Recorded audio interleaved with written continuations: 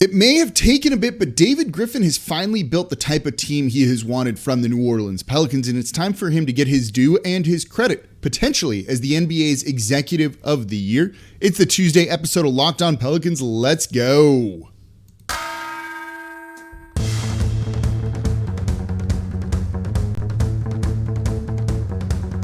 You are Locked On Pelicans, your daily New Orleans Pelicans podcast. Part of the Locked On Podcast Network, your team every day.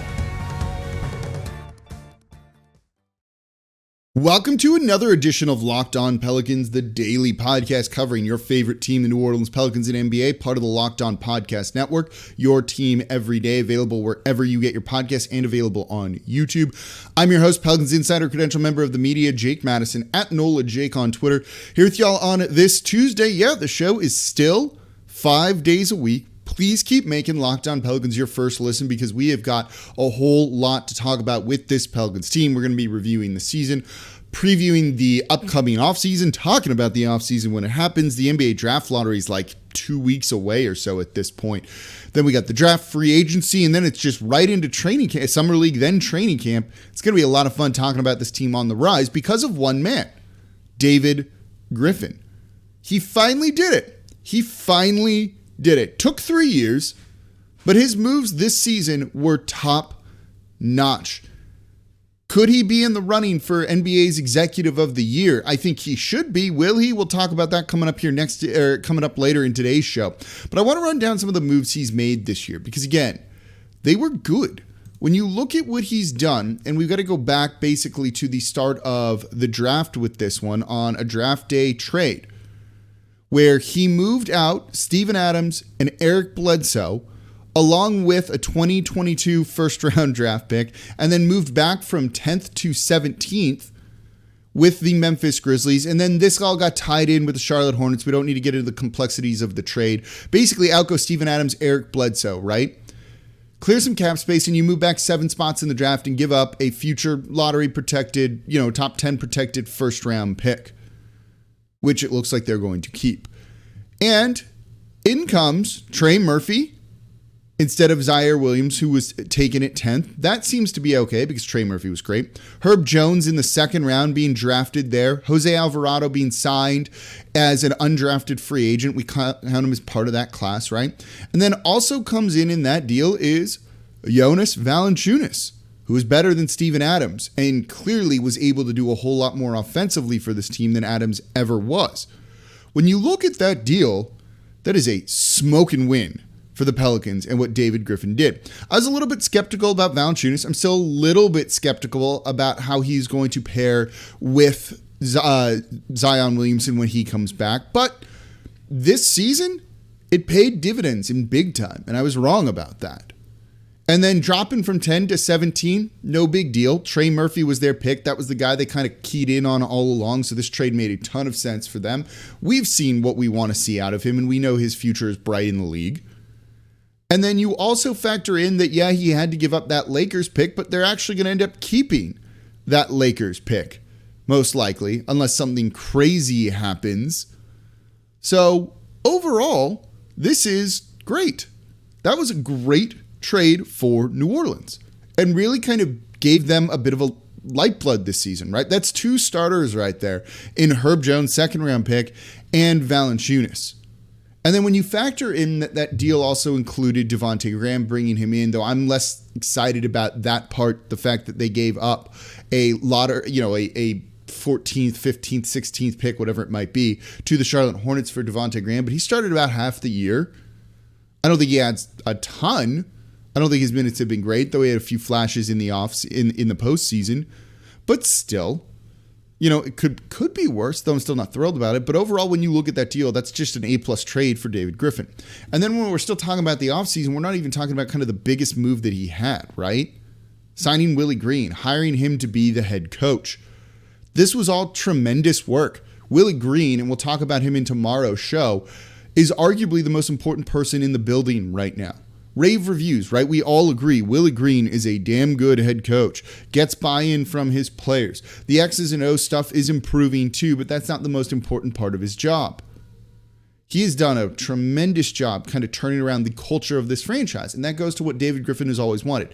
Family, right? That kind of atmosphere in there, that kind of culture, that kind of feel, those kind of vibes. That all exists right now on the team. And that's due to moves that David Griffin made, bringing in the right kind of guys that kind of add to all of that, sending out one in Eric Bledsoe that didn't. Yeah, a lot of that trade was undoing mistakes that he did in the first place, right? It took him 3 seasons to find the right head coach. It took him 3 seasons to find the right center, Derek Favors, Steven Adams, then Valanciunas. But he got him. That's kind of the big thing, right? And if it ends up being that Zion signs the extension and is happy and is good, I don't know. You didn't burn the bridge too hard there. And one of the things I think you also saw David Griffin do this year is take a little bit of a step back, right? Not trying to be in our faces as much. He loves his press conferences is what I kind of gathered from before. This year he's more quiet about that sort of thing, right? There was no performative show at the end of the season, towards the end of the season, like he did calling out the NBA refs over that Zion broken finger when that wasn't really that. We haven't heard him say or do anything about the officials, even though I didn't think they were that bad in the Phoenix Suns series. I kind of like that. He's not putting his foot in his mouth and just letting the team go out and play. Taking a step back and just running the team rather than at times trying to kind of be the center of it, I think was a very good decision on his part, and let Willie Green take that kind of starring role, the front and center guy. So all of that is to say, David Griffin did a really good job with the moves this offseason. Again, undoing things he did, but the end result is the end result, and it's all good. And then he had the trade at the trade deadline for CJ McCollum and Larry Nance Jr. Let's talk about that coming up here next in today's episode of Locked On Pelicans. Before we do that, though, today's episode of Locked On Pelicans brought to you by PrizePicks. All right, NBA fans, are you looking for a daily fantasy option for the NBA? Then you need to try the award-winning app PrizePicks. PrizePicks is daily fantasy made easy. I love this, and I know you will too. It's super easy to use. You pick 2 to 5 players and an over-under on their projections, and you can win up to 10 times on any entry. And it's just you versus the projected numbers. Not someone with a block of monitors all over there running algorithms, things like that, trading insider information. It's just you versus the numbers. You see them, you pick above them or below them. It's really that simple, and entries can be made in 60 seconds or less. It's really, really that easy. And PrizePicks is safe and offers fast withdrawals, and you get to use the award-winning app available both on the App Store and Google Play. And they offer any prop you can think of, points scored to rebounds, even steals, and allow mixed sports entries. You can get in on the NBA playoffs and MLB, soccer, whatever it is that might be intriguing to you. So for a limited time, PrizePicks has an exclusive no-brainer of an offer for all of our listeners. Our listeners are going to get $50 for free if a player in your first PrizePick entry scores a single point, but you've got to use promo code NBA. That's right. This is an exclusive offer available to Locked On fans. Sign up today. Use promo code NBA, $50 for free if a player in your first PrizePick entry scores a single point. And thank you for making Locked On Pelicans your first listen every day. We're free and available 5 days a week for y'all. No one else coming to you like this in podcast form. And free, no paywall or anything like that. Just talking about the biggest stories you want to know. We got a lot going on this offseason with this team. And now for your next listen, your second listen, it's got to be Locked On Saints. Tyrann Mathieu coming home. I'm excited. I hope he gets number 7. I want to buy a number 7 Mathieu jersey so badly. And Ross Jackson, host of Locked On Saints, is going to be breaking it down. A great draft for the Saints. Now, one of the bigger free agent signings they could have and a homecoming for the dude. It's going to be a lot of fun. Make sure Locked On Saints is your second listen every day. All right, we were talking about David Griffin potentially winning the NBA's Executive of the Year award, and we'll get into that really in the next segment. Does he have a realistic chance of winning? Should he win? And it might kind of surprise you a little bit here. But we're not done. We just went over some of the moves he made. Again, took 3 years to get it right, but all you can do, you can't really focus on the past too much. And I've been one of his biggest critics, but he's really kind of fixed a lot of the stuff that I've disliked about him. He's made the right moves. That's part of the job, right? He took a step back and didn't do all of the annoying David Griffin things that he does. And let the team just kind of go and do its thing and trusted Willie Green. And it paid dividends. And then he also made maybe the biggest move of the season, and that was the trade for CJ McCollum. February 8th, right before the trade deadline. This was a move that just made so much sense, right? Like the Blazers wanted to get rid of CJ McCollum, and the Pelicans needed a dude exactly like CJ McCollum. This trade made so much sense. And it happened. Sometimes there's something to be said for just doing the obvious and the right thing. And that is definitely what this move was when it came to David Griffin and this team. Traded Nickeil Alexander-Walker, Josh Hart, Didi Louzada, and Tomas Satoransky, a 2022 first-round pick, which is going to convert to other picks since they didn't get it. And brought in CJ McCollum and Larry Nance Jr. along with Tony Snell. All three guys played minutes for New Orleans. Snell, the least impactful of the bunch, but had a couple of games here and there where he had a real big thing. And can we speak enough great things, wax rhapsodic about CJ McCollum and Larry Nance Jr.? Larry Nance Jr. probably more impactful in the playoffs than CJ was. Yeah, that was a great deal. They'll likely sign Larry Nance Jr. to a new contract and extension this offseason, bringing him back. CJ McCollum just being that guard presence, some shooting, scoring, everything they needed out there on the court. And then, as we talked about in yesterday's show, talking about Zion Williamson and how he seemingly is starting to kind of come around and be the type of player in person you want him to be in the NBA, which is hard to do at 21 years old. CJ was the catalyst for a lot of that. That interview he gave over All-Star Weekend, being like, yeah, I haven't spoken to him. I'm going to get to the bottom of it. I don't know what's going on there. Seemed to wake up Zion and realize, oh man, kind of the narrative's turning against me a little bit here. I need to start being better. I need to be a better teammate. I need to be more professional. Got him back to New Orleans early, and that seems to have done a lot. And now it's because of CJ McCollum. And having that veteran presence in the locker room, someone who's well respected. And Zion kept calling him Mr. McCollum, and I'm not quite sure why, but I found it kind of funny. But it kind of speaks to that, right? He's the he's the president of the Players Association. This is a guy that commands respect around the league. Having that sort of calming presence in the locker room, teaching these young guys in a way that they don't quite have from anyone on the roster right now, because it sure ain't Garrett Temple, is a wonderful thing. And so that's the David Griffin move. And I don't think he gave up a lot in that trade. Yeah, losing Josh Hart sucked, but let's not pretend that he's better than CJ McCollum. That pick didn't end up being that bad, and that's worth giving up a pick for a guy like CJ McCollum. Was never a true believer at this point in Nickeil Alexander-Walker. I don't know. I don't think they gave up that much to even get CJ McCollum, which tells you how well of a job that David Griffin did if it's looking like a steal to a certain degree with everything. Really, when you look at the offseason, the only thing that really was a negative was the Lonzo Ball sign and trade with the Chicago Bulls for Satoransky and Garrett Temple, but Satoransky was included for salary purposes in that trade with the Blazers for CJ McCollum and Larry Nance Jr., right? The second round pick isn't great that you get from that, but Lonzo Ball ended up injured, didn't really kind of make the impact he would have wanted for the Chicago Bulls, though they were good. We'll talk about them actually coming up in the NBA's Executive of the Year award when we discuss that in the next segment. But that doesn't even look... It doesn't look great. It doesn't look great. But it's not nearly catastrophic as it could have been in hindsight. And so that helps a little bit, right? So when you kind of look at it, that big kind of two things going down at the trade deadline, the trade with Memphis and then bringing in Devontae Graham and moving all of those draft picks, getting three impactful guys from that class, I think is a really big thing in David Griffin's favor, right? Getting starters in Valanciunas, a guy who's a role player to some degree in Devontae Graham, even if I don't love that, and then CJ McCollum and Larry Nance Jr. It's remaking a roster really quickly and having success with it. They got into the postseason.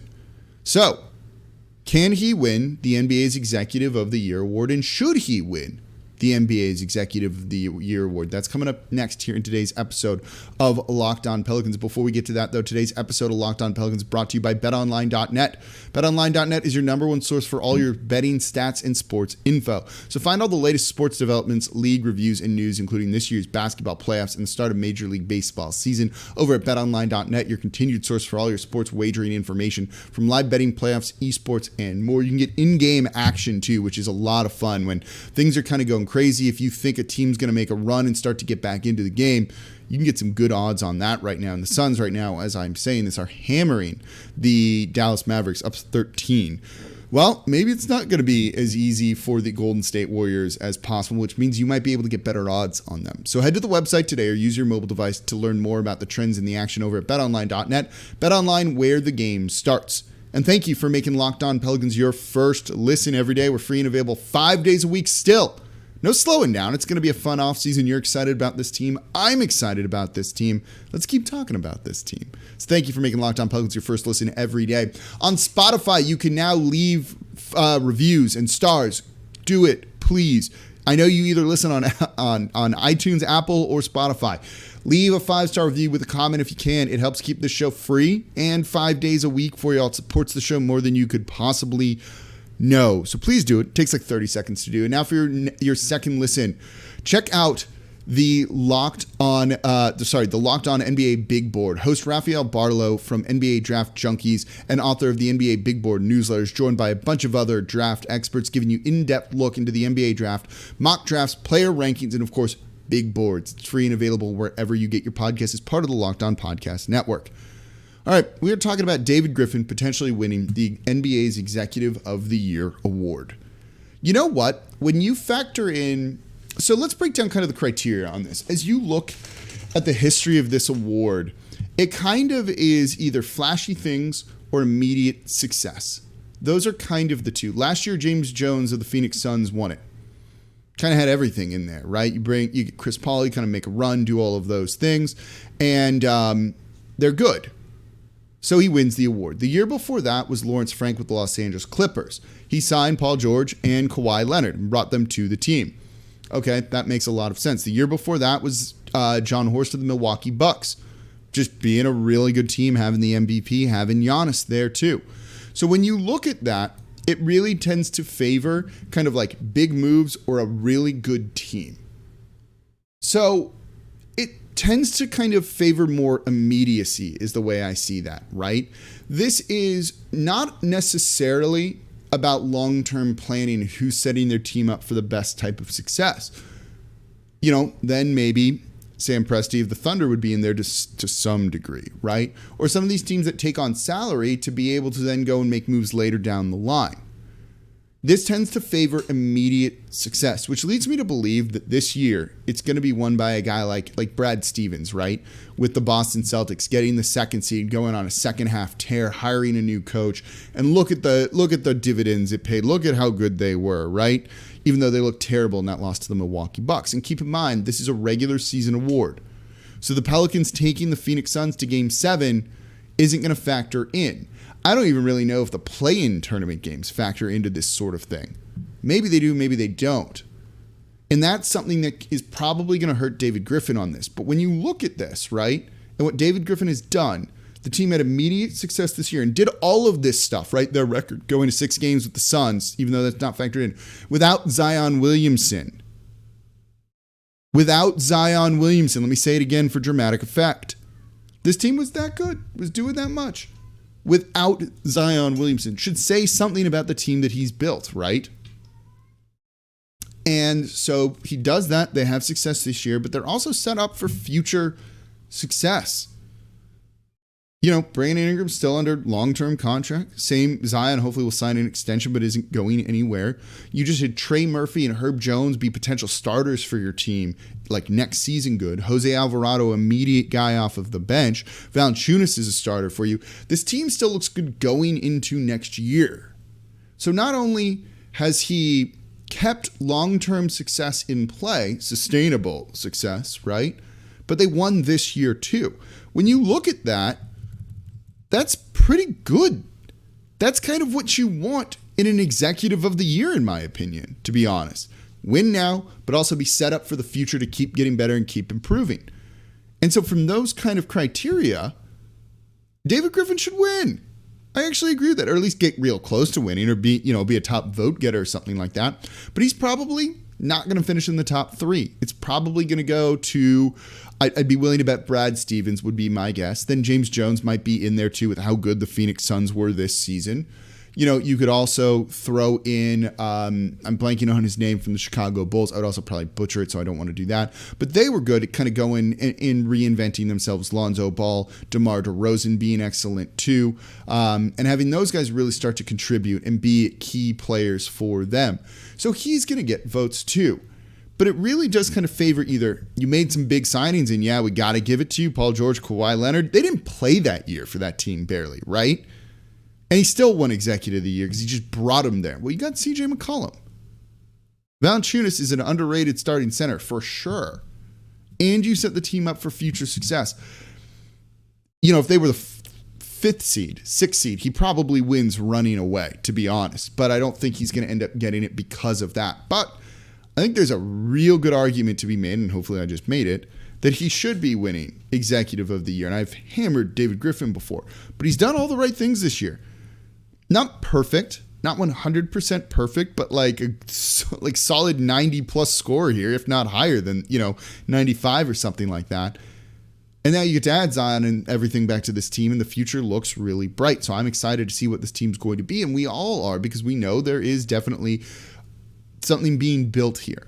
And to me, that seems like it should be Executive of the Year worthy in some capacity. Let me know what you think in the YouTube comments below. Should he win Executive of the Year, or should it go to a guy like Brad Stevens and the Boston Celtics, who were an excellent team, particularly in the second half of the season? All right, that's going to do it for this episode of Locked On Pelicans. Thank you for making Locked On Pelicans your first listen every day. Now for your second listen, check out Locked On NBA. From the first jump ball of the play-in tournament to the last possession of the finals, Locked On experts take you deep inside the playoffs with insight and analysis affecting all 30 teams. I'll be on there tomorrow, as I am on every Wednesday, breaking it all down. It's going to be a fun show. I can't wait. So thank you all for listening. As always, I'm your host, Jake Madison, at NOLA Jake on Twitter, and I'll be back with y'all tomorrow.